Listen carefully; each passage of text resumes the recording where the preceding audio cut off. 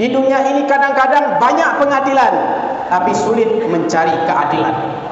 Pengadilan di mana-mana, penegak hukum banyak, pengacara banyak, orang yang memegang kendali hukum, hakim banyak, tapi untuk mendapatkan keadilan belum tentu. Maka kalaulah lepas dari pengadilan dunia ini, ingatlah di akhirat masih ada pengadilan, dan di situ kita tidak akan pernah bisa lepas dari pengadilan, dari hal yang sebesar-besarnya sampai kepada hal yang sekecil-kecilnya.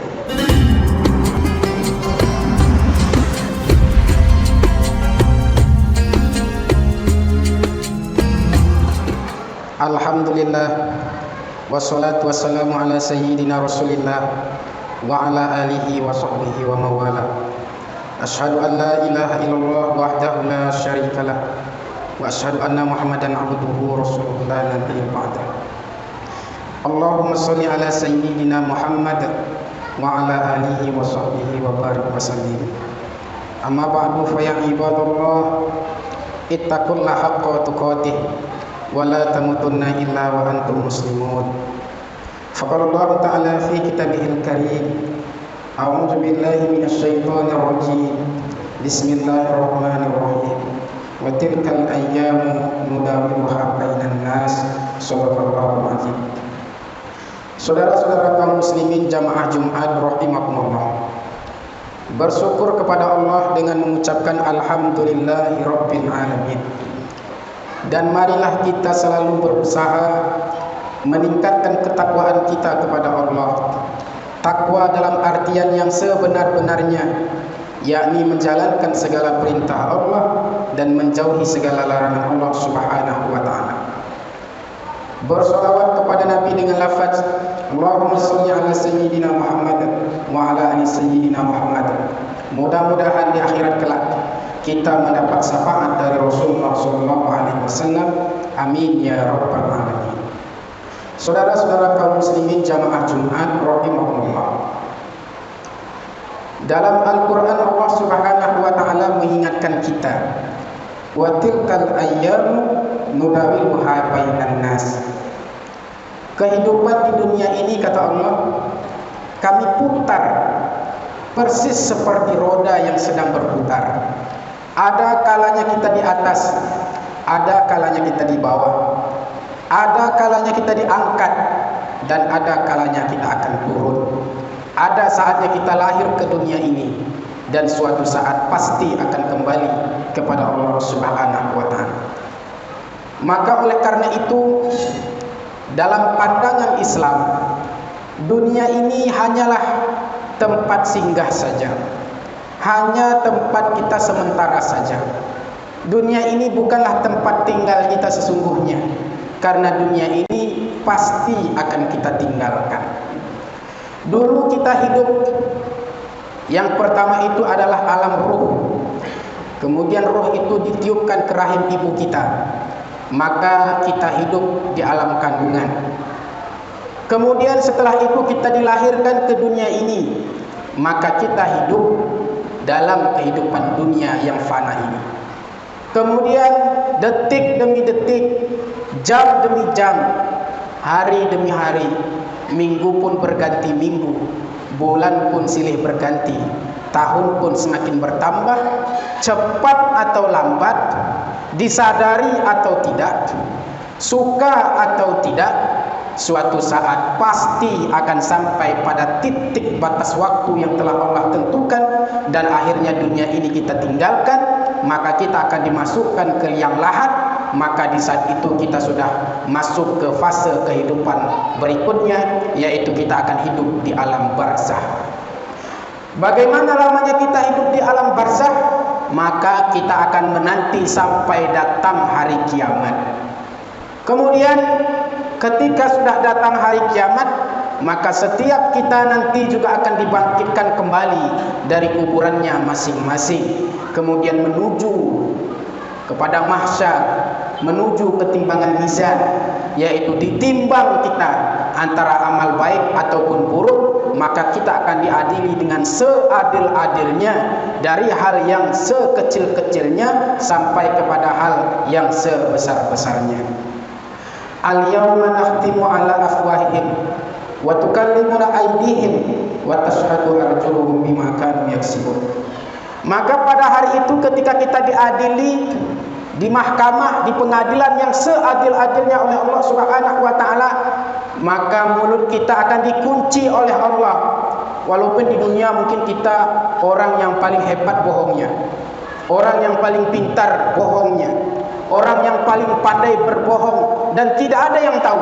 Tapi ketika di akhirat itu, maka mulut yang pandai berbohong itu ditutup, dikunci oleh Allah Subhanahu wa taala. Maka kalau dikunci, apa yang akan berbicara? Maka tangan-tangan kita akan diberikan untuk bisa berbicara oleh Allah Subhanahu wa taala. Kemudian saksinya adalah kaki kita sendiri atas apa saja yang telah kita lakukan di dunia ini, maka kita akan diadili dengan seadil-adilnya oleh Allah Subhanahu wa taala. Kalau di dunia ini kita terselamatkan dari pengadilan dunia, maka di akhirat jangan coba-coba, tidak akan lepas kita dari pengadilan Allah Subhanahu wa taala. Di dunia ini kadang-kadang banyak pengadilan, tapi sulit mencari keadilan. Pengadilan di mana-mana, penegak hukum banyak, pengacara banyak, orang yang memegang kendali hukum, hakim banyak, tapi untuk mendapatkan keadilan belum tentu. Maka kalaulah lepas dari pengadilan dunia ini, ingatlah di akhirat masih ada pengadilan, dan di situ kita tidak akan pernah bisa lepas dari pengadilan, dari hal yang sebesar-besarnya sampai kepada hal yang sekecil-kecilnya. Kalau di dunia ini kadang-kadang kita melihat hukum itu persis seperti pisau, tajam ke bawah, tumpul ke atas. Kalau orang kecil berbuat salah, hukum cepat-cepat ditegakkan. Tapi kalau orang yang punya uang, orang yang kaya, orang yang punya harta, kadang-kadang lepas dari pengadilan. Kadang-kadang ada masyarakat maling jemuran, yang kadang-kadang dia hanya untuk mengganjal perutnya. Ketika dapat, maka dia harus menanggung beban resiko babak belur. Tapi kita lihatlah korupsi yang triliunan, ratusan triliunan. Mereka kalau kita perhatikan malah sempat-sempatnya senyum, sempat-sempatnya mereka berfoto-foto seolah-olah bangga, lihatlah walaupun sudah tertangkap kami tidak akan mendapatkan apa-apa, masih bisa tersenyum. Di dunia ini masih bisa senyum, tapi di akhirat nanti tidak akan pernah lepas. Maka oleh karena itu jamaah Jumat yang dirahmati Allah Subhanahu wa taala, jadilah hamba Allah Subhanahu wa taala yang memahami, yang meyakini bahwa kehidupan di dunia ini bukanlah kehidupan yang sesungguhnya. Ini hanya tempat mampir saja. Kenapa kita dimampirkan atau disinggahkan ke dunia ini? Maka sejarahnya kita sudah tahu. Dulu ketika Nabi Adam alaihissalam, Nabi yang pertama, manusia yang pertama diciptakan oleh Allah Subhanahu wa taala, diciptakan langsung di dalam surga. Maka seluruh fasilitas dipersilahkan oleh Allah, apapun diperbolehkan untuk dinikmati. Tetapi satu saja yang tidak boleh, jangan dekat-dekat dengan pohon khuldi. Dekat saja tidak boleh, apalagi sampai memetik dan memakan buahnya. Tapi yang namanya manusia, manusia ini kan wataknya watak penasaran. Kalau ada misalnya 10, yang 9 boleh, yang 1 tidak boleh, yang 1 itu yang buat dia penasaran. Kenapa 9 boleh, yang 1 kenapa tidak boleh? Itu yang dibuat penasaran. Udah tahu misalnya sabu-sabu itu menghancurkan hidup, itu suka dia. Udah tahu menghancurkan. Udah tahu misalnya pilnya dibuat untuk anjing, yang minumnya manusia, maka geleng-geleng seperti anjing. Itulah watak manusia. Kalau ada 10, 9 diperbolehkan, yang 1 tidak boleh, yang 1 itu yang buat dia penasaran. Apalagi ketika di surga itu, iblis itu kan diperintahkan Allah untuk sujud kepada Nabi Adam alaihissalam, dia tidak mau, merasa dia lebih hebat, merasa lebih mulia, merasa dia itu lebih senior. Maka dalam kehidupan ini kalau ada orang dia merasa lebih hebat dari yang lain, harus lebih mulia dari yang lain, merasa lebih tinggi dari yang lain, itu berarti dia itu pewaris sifat iblis. Sikit-sikit ngomong itu masjid itu, kalau dah aku, dah jadi itu. Itu dah waris sifat iblis itu, model-model gitu. Itu cipolan itu kalau dah aku bantu, Itu si fulan itu membangga-banggakan pemberiannya misalnya. Itu pewaris sifat iblis itu. Orang yang sudah berada dalam surga memiliki sifat sombong diusir oleh Allah.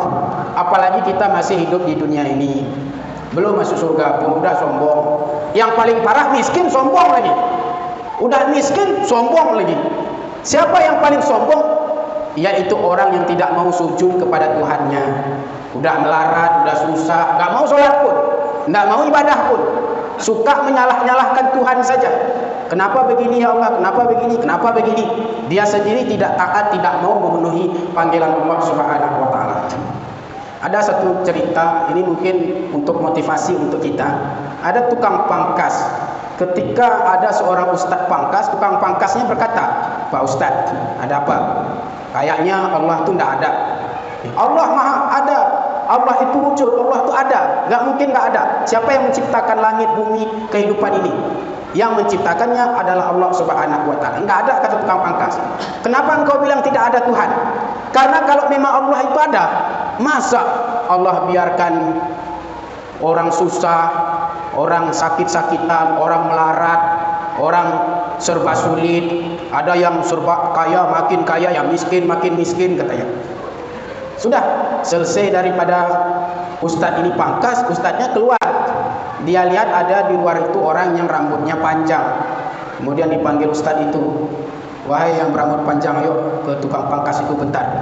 "Enggak mau aku pangkas, aku hobi, aku rambut panjang," katanya. "Bukan untuk pangkas, sini sebentar saja." Maka dibawalah ke tukang pangkas. "Hei tukang pangkas, tadi kamu bilang Tuhan tidak ada, Allah nggak ada. Sekarang aku bilang tukang pangkas nggak ada." Ada tukang pangkas, barusan pun ustadz dipangkas. Pokoknya tukang pangkas itu tidak ada. Ada, ini tukang pangkas. Masa ustadz bilang nggak ada? Kalau memang tukang pangkas ada, kenapa rambut orang ini panjang? Harusnya rambutnya pendek kalau ada tukang pangkas. Oh, kata tukang pangkas tadi, dia rambutnya panjang karena dia tidak datang ke tukang pangkas. Coba datang ke tukang pangkas, kan habis bisa dibundulin pun rambutnya itu, kata tukang pangkas. Nah, begitulah kita dalam kehidupan ini. Kadang-kadang kita merasa menyalahkan Tuhan seolah Allah tidak ada karena kita tidak datang kepada Allah. Subuh ketiduran, zuhur masih kesibukan, asar kecapean, maghrib istirahat lagi, sholat isya ketiduran lagi, lalu bilang Tuhan tidak ada. Jadi kita sendirilah yang memperlakukan diri kita seolah-olah Allah itu tidak adil dalam kehidupan kita. Apapun yang telah Allah takdirkan dalam kehidupan kita, Allah lebih tahu, Allah Maha tahu apa yang terbaik buat hamba-hambanya. Maka oleh karena itu, jadilah hamba Allah Subhanahu wa taala yang mengerti, yang memahami bahwa kehidupan di dunia ini hanya tempat singgah saja. Maka terkala itu iblis tadi menggoda. Pertama digodain Nabi Adam, Adam, makanlah buah huldi itu biar engkau kekal dalam surga itu." Maka Nabi Adam alaihissalam, kekuatan imannya tidak terkalahkan, maka dia tidak tergoda sedikit pun. Maka digodalah Siti Hawa istrinya. Akhirnya istrinya ini tergoda. Karena iblis ini kan hebat betul dia. Jadi kalau iblis itu, kalau dia janjikan surga, itu neraka itu. Kalau dia bilang itu baik, berarti itu buruk itu. Kalau dibilangnya itu buruk, berarti itu baik itu. Itulah iblis. Iblis itu begitu dia, selalu kebalikannya. Kalau janjinya surga, pasti neraka hasilnya. Kalau dia janjikan itu keburukan, jangan ke situ katanya, berarti itu baik. Itu iblis selalu kebalikannya. Maka tergodalah. Itulah watak wanita. Wanita itu lebih mengutamakan perasaannya daripada pikirannya. Berbeda dengan laki-laki. Laki-laki mengedepankan pikirannya daripada perasaannya. Kalau perempuan lebih mengutamakan perasaannya. Sehingga melihat iblis begitu sedih, seolah-olah orang yang paling sedih. Kalau tidak dimakan buah huldi, maka mereka tidak kekal di surga. Maka diambillah buah huldi itu, lalu dimakan oleh Siti Hawa. Setelah dimakan, lapor sama suaminya, "Wahai suamiku Nabi Adam alaihissalam, aku sudah memakan buah huldi. Kenapa engkau makan? Bukankah itu sudah dilarang oleh Allah? Apapun yang engkau bilang sudah kumakan, wahai suamiku. Maka kalau engkau tidak ingin berpisah denganku, sama-samalah makan buah huldi supaya kita enggak terpisah," kata Siti Hawa. Akhirnya karena cinta dengan terpaksa dia istrinya sudah melanggar peraturan, akhirnya Nabi Adam pun ikut melanggar peraturan, dan akhirnya itulah turun muka Allah, maka diturunkan ke bumi ini antara ujung ke ujung terpisah juga, diturunkan oleh Allah Subhanahu wa taala. Berdoa Nabi Adam, Rabbana zalamna anfusana wa illam taghfir lana wa tarhamna lanakunanna minal khasirin. Ya Allah, sesungguhnya kami telah zalim kepada diri kami sendiri. Kalaulah tidak Engkau ampunkan, maka kami pasti akan menjadi orang yang sangat rugi. Berdoa ratusan tahun tidak dikabulkan oleh Allah, maka datanglah malaikat Jibril menyampaikan kepada Nabi Adam alaihissalam, wahai Nabi Adam, jika engkau ingin dikabulkan doamu, tidak cukup hanya memohon ampun seperti itu. Lalu bagaimana? Ditambah dengan bersolawat kepada Nabi Muhammad SAW. Berdoa Nabi Adam minta ampun, kemudian bersolawat kepada Nabi Muhammad SAW. Nabi Muhammad waktu itu belum lahir, tetapi namanya sudah ada, bahkan bergandengan dengan nama Allah Subhanahu wa taala. Maka seluruh kehidupan yang kita saksikan ini itu tercipta dari nur Muhammad SAW, maka dikabulkan oleh Allah Subhanahu wa taala dan dipertemukan lagi dengan istrinya, sehingga dengan bersusah payah untuk menjalani kehidupan di dunia ini. Maka yang harus kita pahami, dunia ini sebenarnya adalah hukuman dari Allah Subhanahu wa taala. Dihukum Nabi Adam gara-gara memetik buah khuldi, diturunkan ke dunia ini. Maka bagi orang yang beriman kepada Allah, dunia ini adalah penjara bagi orang yang beriman kepada Allah Subhanahu wa taala. Tapi bagi orang yang tidak beriman kepada Allah, dunia ini adalah surga. Surga apa? Surga yang sementara saja. Dunia ini sementara saja, jamaah sekalian. Kalau kita sedih, sedihnya sementara saja. Kalau kita senang, senangnya sementara saja. Kalau kita ketawa, ketawanya sementara saja. Kalau kita menangis, menangisnya pun sementara cuma. Yang kekal abadi adalah kehidupan di akhirat kelak. Maka sangat bodoh kita berlomba-lomba menghalalkan segala cara untuk mendapatkan dunia. Perlu injak yang bawah, injak yang bawah. Perlu sikut kiri kanan, sikut kiri kanan. Perlu tipu orang. Yang penting dapatkan dunia dan seluruh isinya, padahal itu akan kita tinggalkan. Maka dijelaskan dalam Al-Quran, ada orang dalam alam kubur itu berdoa terus dia kepada Allah, ya Allah, hidupkan kami lagi, ya Allah, hidupkan. Kata Allah, kenapa engkau minta hidup?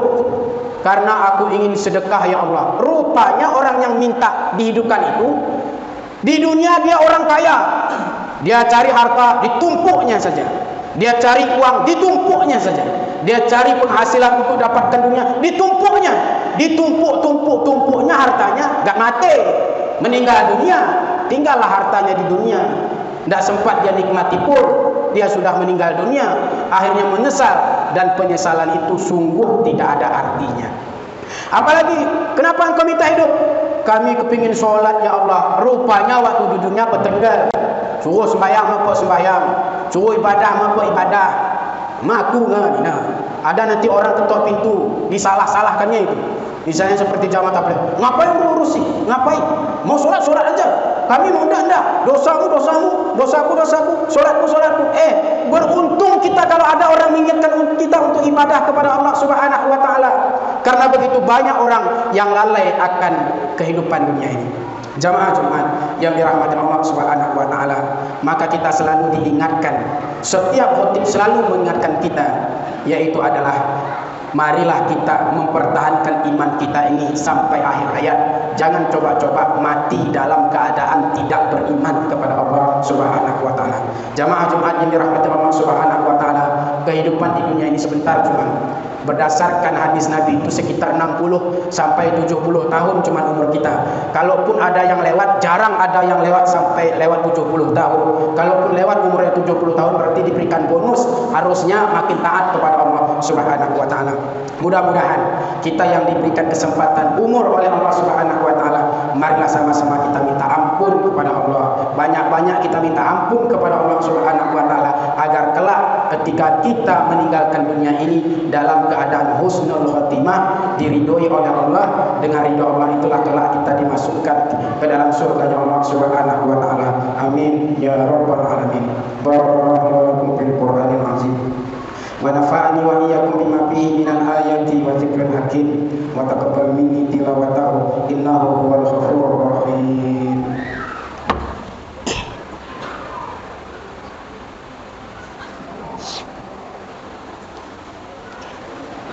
Alhamdulillah wassalatu wassalamu ala sayyidina Rasulillah wa ala alihi wa sahbihi wa mawala. Asyhadu an la ilaha illallah wahdahu la syarika lah wa asyhadu anna Muhammadan abduhu wa rasuluhu la nabiyya ba'dahu.